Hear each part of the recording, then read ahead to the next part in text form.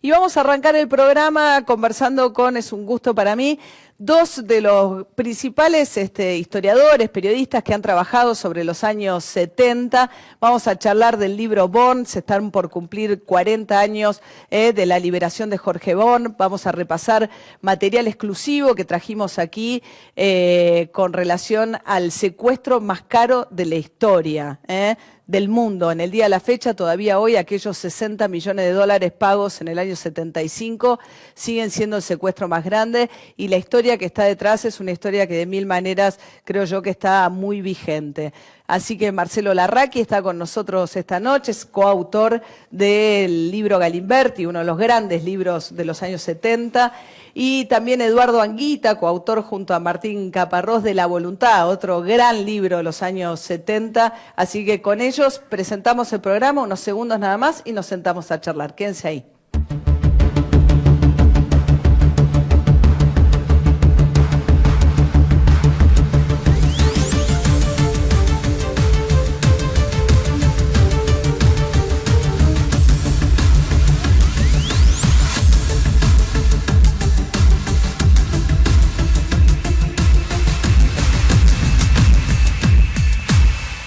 Bueno, Marcelo Larraqui, buenas noches. Buenas noches. Eduardo, gracias a los dos, qué placer. A los dos los he leído muchísimo para poder escribir Born, así que es un gusto tenerlos acá. Les invito a compartir primero una breve síntesis de un reportaje exclusivo que dimos aquí en 50 minutos de Born, relatando muy sintéticamente la experiencia que le tocó vivir a Jorge Born, heredero en ese momento de lo que era el imperio económico Bunge y Born, que no solamente se dedicaba y era de los grandes exportadores de cereales de la Argentina, sino que eran los grandes jugadores de la industria nacional en muchos rubros. Escuchemos a Jorge Born. Nosotros éramos presos y que yo iba a ser sometido a un juicio político, y dependiendo del resultado del juicio político se me iba a aplicar la pena correspondiente. ¿Y cuál podía ser? Bueno, podía ser la muerte o una fuerte multa. Cuando dijeron una fuerte multa, ahí empecé a pensar, bueno, ya veo de qué se trata. Mi padre, cuando le dijeron que eran 100 millones de dólares, él los mandó, con todo el respeto de la palabra, a la mierda. Mi padre, bastante pragmático, pensó, bueno, estos puede ser que lo maten, pero también puede ser que por 100 millones no larguen la presa sino más. La no comunicación es muy embromador cuando dura mucho tiempo, porque a uno lo pone mal. Y cuando nos pusimos a hablar, fue mucho más llevadera la cosa, porque entonces, inclusive ellos venían, terminamos jugando a las cartas, terminamos discutiendo cosas políticas, es decir, a ellos se les fue el miedo de que yo los iba a atacar, y a mí se me fue el miedo de que ellos me iban a atacar. Ellos no me decían cómo estaban ni cómo venía. Y entonces, pero se quejaban mucho de su padre, de la dureza de su padre. Se quejaban de mi padre, se quejaban de un abogado que se llamaba Vidal Aranguren, que hacía el que hablaba. A mi viejo no lo van a doblar, pero ni que yo le ponga con lágrimas la carta. Es así. ¿No iba a pagar? No hay nada que hacerle. No le iba nunca a estar de acuerdo en pagar una suma ridícula. ¿Usted dudó alguna vez de si él, digamos, esa moral protestante, rígida? No, nunca dudé, nunca iba a pagar 100 millones, eso de cajón, eso estaba seguro. ¿Los tenía?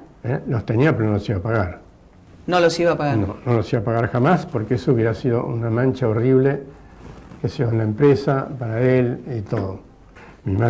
Mi padre tuvo la habilidad de depositarla en Uruguay, en Punta del Este, con los chicos, para que no hubiera ningún problema adicional y no... Los chicos, sus hijos, ustedes tenían 4 hijos cada uno, se van todos a...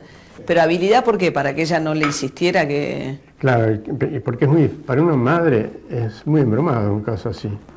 Porque cuando una madre sacara a los hijos, es peor que para un padre, creo yo, ¿no? Pues no soy madre, pero creo que es así. Y para mi madre era un drama horrible el asunto. Ella hubiese pagado los 100 millones. Ella pagaba todo y regalaba todo lo que tenía. Bueno, pero eso no podía ser así. Bueno, y al cabo de 9 meses se hacen los montoneros de una cifra extraordinaria, ¿no? En aquella conferencia de prensa que da Firmenich, Eduardo, y digamos, esto ocurre después de la muerte de Perón y viene un poco, digamos, la época ya de Montoneros volviendo a la clandestinidad, pocos días antes del secuestro y financiándose de ahí en más, ¿no? Con este dinero. Sí, bueno, para las organizaciones revolucionarias de la época el tema del financiamiento no era menor y esa era la vía, no solamente en la Argentina, sino en otros países. Y efectivamente el secuestro de los Born apuntaba a convertirse en un secuestro que pudiera financiar, en vez de hacer varias operaciones, que se convirtiera en un secuestro capaz de financiar. Después tiene toda la complejidad que deriva en la historia, que Marcelo conoce mucho mejor, que es la relación extrañísima entre Born y Galimberti, que ese dinero tenía que circular financieramente para andar por el circuito financiero internacional con todas las derivaciones que tiene. Yo lo que te quiero decir muy brevemente es que hay que tener en cuenta, hoy estaba justamente releyendo en La Voluntad y conversando con Emiliano Costa, uno de los que iba a cobrar parte del secuestro, que ellos los agarran en el Palomar el día que venía el dictador Pinochet a reunirse con Isabel Martínez de Perón. Que da un poco la idea que no solamente había muerto Perón, sino que Latinoamérica era un continente en el cual no solamente el golpe se había dado en Uruguay, en Chile, en Bolivia, seguía en Paraguay, sino que la Argentina se preparaba para una situación aún peor de la que ya se vivía. Esto, digo yo que fui militante de la época, de otra organización, no de Montoneros, yo era del PRTERP, esto no quita responsabilidad de los juicios morales que nos caben a todos los ciudadanos respecto de qué fue la violencia política en esos años, claro, con qué legitimidad actuábamos los miembros de las organizaciones revolucionarias y cómo participaron otros factores. Ahí estaba viendo en tu libro que Jorge Born le atribuye a José Belgerba, que había sido el ministro de Economía, claro, de Campra y de Perón hasta su muerte, le atribuye haberse mezclado con eso, con el secuestro. Dato que a mí me resulta absolutamente irrisorio, me parece absolutamente ridículo que un tipo como Helvar, cuya biografía contó muy bien María Sebane y es un personaje transparente en ese sentido, era un tipo del Partido Comunista de la Unión Soviética, era un cuadro político muy importante, pero no era un tipo de andar entregando gente, ¿no? Entonces, me parece que ahí hay que limitar la responsabilidad. Bueno, y el contexto de la época me parece bárbaro que hayas escrito el libro y que esto promueva debate y juicios diversos, María. A ver, veamos el video, el momento de la liberación, mírenlo.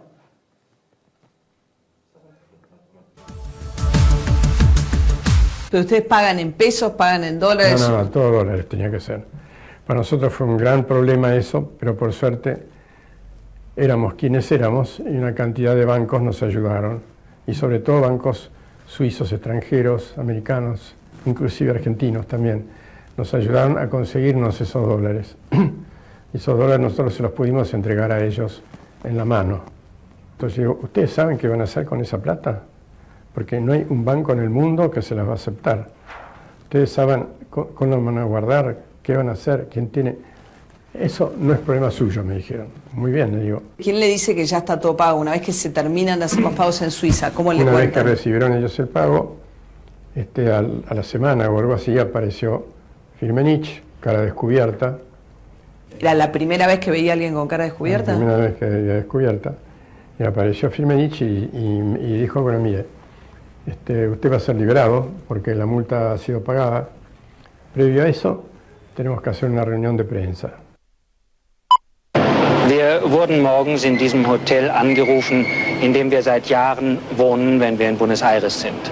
Man sagte uns, wenn wir interessiert wären, würde man uns zu einer sehr besonderen Pressekonferenz abholen. Wir sagten zu, es kam ein Wagen, nach einiger Zeit legte man uns Augenbinden um und dann ging die Fahrt weiter, etwa 45 Minuten. Wir landeten in einem Haus, in dem das Folgende passierte. Hinter der Tür, durch die wir gekommen waren, stand ein Mann mit Maschinenpistole. Wir wurden angewiesen, niemanden aufzunehmen, außer dem Genossen, der die Pressekonferenz geben wird. Nur den Posten durften wir fotografieren von hinten. Ihr Chef, Mario Firmenich, einer der meistgesuchten Guerilleros Argentiniens, eröffnet die Pressekonferenz mit einer sensationellen. Der Unternehmer Jorge Born wird heute gegen ein Lösegeld von $60 Millionen freigelassen. Das ist mehr als das Vierfache des bisherigen Rekords von 14 Millionen Dollar für den Esso-Manager Samuelson.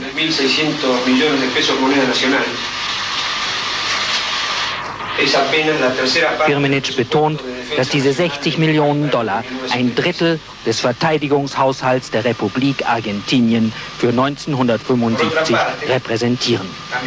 Die Monteneros sind der bewaffnete Arm des Linksperonismus. Sie haben sich im aktiven Kampf für die Rückkehr Perons verdient gemacht. Später überwarfen sie sich mit dem Caudillo und gingen in den Untergrund. Die Regierung Isabelita bekämpft die Monteneros unerbittlich, mit geringem Erfolg. Firmenich legt über eine halbe Stunde die politischen Ziele der Monteneros dar. Jorge Born, der zusammen mit seinem Bruder Juan am 19. September 1974 entführt wurde. Juan Born wurde schon früher, nachdem ein Teil der 60 Millionen Dollar bezahlt war, entlassen. Den Brüdern Born gehört ein Konglomerat aus Nahrungsmittel-, Textil- und Chemiebetrieben, die drittgrößte Firma in Lateinamerika nach der brasilianischen Volkswagen und Shell. Jorge Born darf uns nichts in die Kamera sagen. Nachdem die Lichter abgeschaltet sind, erzählt er den wenigen anwesenden Journalisten, dass er gut behandelt wurde, 9 Monate, aber seien eine lange Zeit. Über seine Entführer sagt er, sie hätten von allem ein bisschen was. Sie seien intelligent, entschlossen und auch ein wenig infantil. Este es el video de uno de los periodistas corresponsales extranjeros que los montoneros llevan a esta conferencia de prensa clandestina que dan en junio del 75 para anunciar que se habían hecho de 60 millones de dólares, y este es un tramo del video que presenta la televisión alemana. Marcelo, bueno, ahí tiene un rol importante Galimberti, y una de las cosas que surgen de este momento es que no lo deja Firmenich estar presente en la conferencia de prensa, pues ya empieza la puja de quién se va a llevar los méritos de este secuestro, ¿no? Ahora, si vos lo pensás, fíjate que es como una metáfora de la carrera de Galimberti en Montoneros. ¿Por qué? Pues Montoneros utiliza como la idea del golpe político-militar con Aramburu, ¿no? Es decir, el golpe que lo pone por primera vez en la escena. Nacen con el asesinato de Aramburu. Claro, con el secuestro del asesinato de Aramburu nace Montoneros como el bautismo de fuego. Lo cual Galimberti queda fuera, porque él era una figura política pública y llega a Montoneros como hombre de Perón, de alguna manera, y después entra dentro de Montoneros, entra con todos los fierros, digo, al momento del secuestro él participa como secretario militar de Columna Norte. Pero lo interesante también que Montoneros se aplica la misma política que utilizó con Aramburu que con Born, pero con el golpe económico.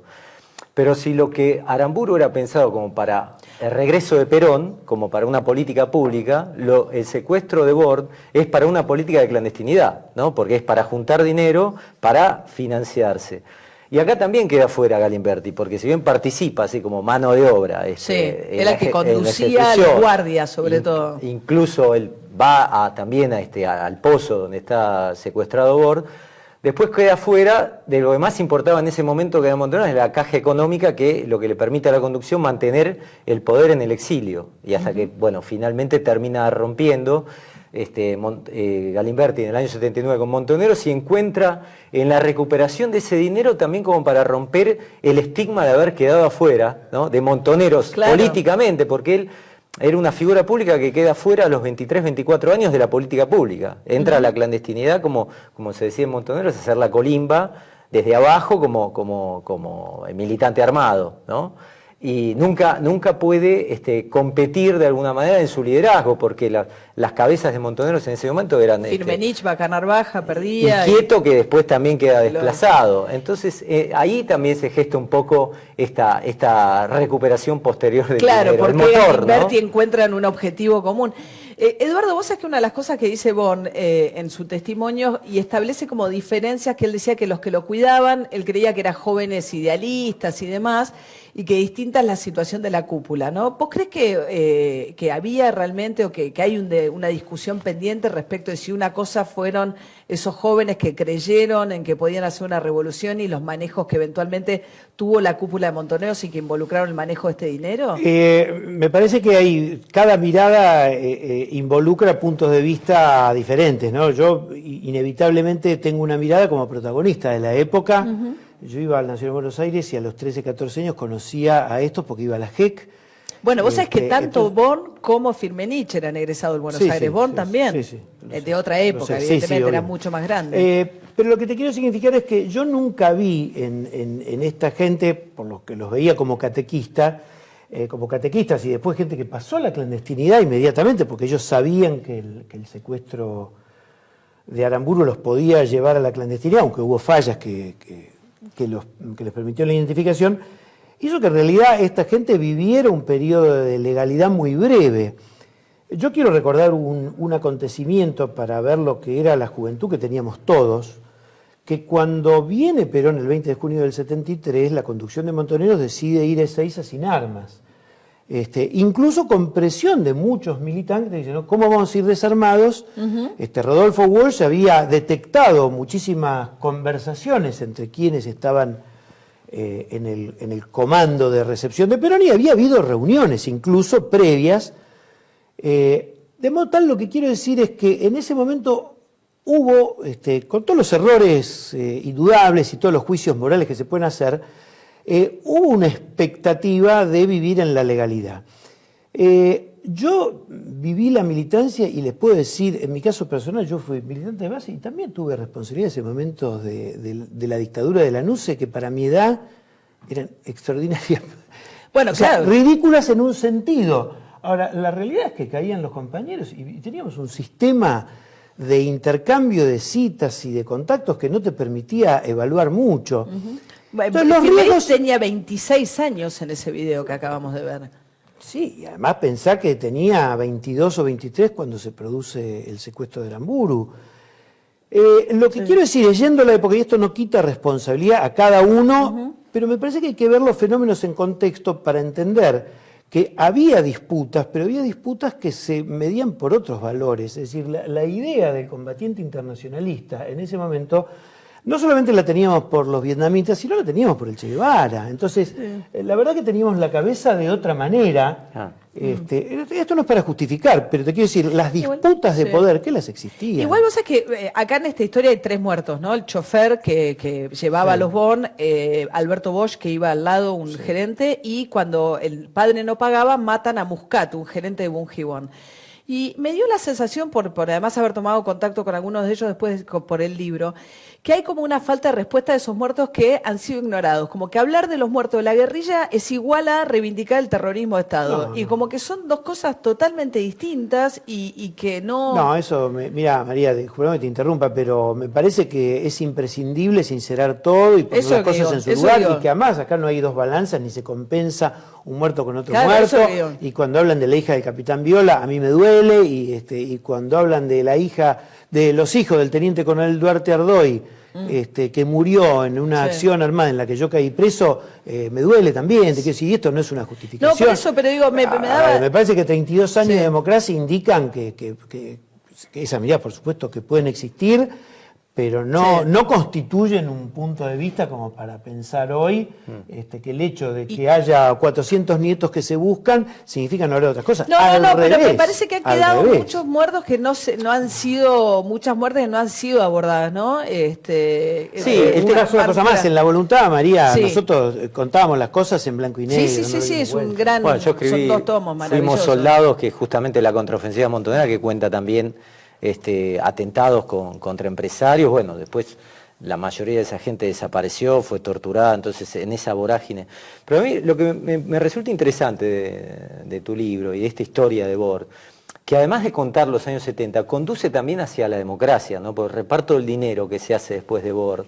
Si vos se lo contás a un extranjero que Montoneros, en nombre del peronismo, secuestra a Born, y después Menem, que es el primer gobierno peronista posterior, le entrega a Born la economía, ¿no?, del país, en un gobierno que apoyan los montoneros y que incluso ponen plata del rescate de Born, y también lo apoya Born. Entonces vos decís, bueno, ¿dónde está la...? Claro, porque Firmenich, o sea, los montoneros ponen la plata del rescate de los Born, los últimos millones, en la campaña de Menem, que había prometido el indulto. Entonces es como que Menem, da toda la cosa negra y sucia de la política de la democracia, como la de transparenta la mano Menem. de Galimberti, Sí, ¿no? de la Sociedad mano. con Sí, Galimberti. porque hay como dos acuerdos. Sí. Uno macro, que es la idea de que tiene Menem, es decir, bueno, indulto a los militares y también a los guerrilleros, Sí. ¿no? Y para eso utiliza la CIDE, Tata Joffre, etc. Y después el acuerdo más íntimo entre Galimberti y Bor para decir, bueno, yo te ayudo a recuperar la plata por vías legales, y después llega un acuerdo privado de Bor con Greiber, ¿no? A quienes Montoneros le habían dado la plata. Pero todo que eso está, que se puede ver con una maraña de datos, tiene una explicación también, que vos justamente fue el motor de tu libro, del financiamiento de la política. Es decir, que la política se financia con un secuestro, con un pacto espurio, y así llega Menem al poder. Una parte de la política, otra se sustenta en un sistema de una desigualdad extraordinaria y del poder económico que tienen algunas empresas, como lo tuvo. A ver, así como Bungibor tenía 1 millón de hectáreas en la Argentina y era, como decía este mismo informe, la tercera empresa acá, y que invertían en Brasil porque Estados Unidos sabía que estaba consolidado el sistema capitalista mejor en Brasil que en la Argentina, hoy tenés un sistema de propiedad de la tierra que es muy intrincado, con sociedades anónimas, con fondos fiduciarios, y no sé, digo, alguno puede pensar que se democratizó la tierra en la Argentina, está equivocado. Te quiero decir, hay muchos temas pendientes y se financia la política en base a un sistema desigual. Yo lo que les agradezco a los dos enormemente que hayan estado acá, agradezco la enorme repercusión que está teniendo el libro Born, se agotó, pero está llegando nuevamente a librerías, pero me daba la sensación también que quizás creemos que está muy visitado en los 70, ustedes han hecho grandes libros, insisto, pero hay todavía, me parece, un debate y cosas por descubrir de aquellos años. Bienvenido sea, María. Gracias, Eduardo, gracias, Marcelo. No, Tanda y ya venimos.